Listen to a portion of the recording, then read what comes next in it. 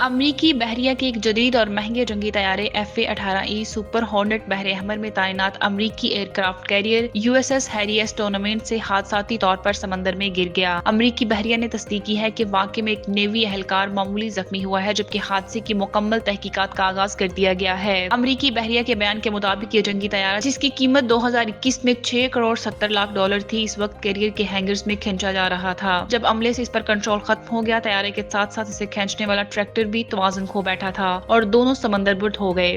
بیان میں مزید کہا گیا کہ جہاز کو کھینچنے والے عملے نے فوری طور پر حفاظتی اقدامات کیے اور طیارے کے گرنے سے قبل وہاں سے خود کو ہٹا لیا۔ تمام اہلکار محفوظ ہیں، تاہم ایک اہلکار معمولی زخمی ہوا ہے۔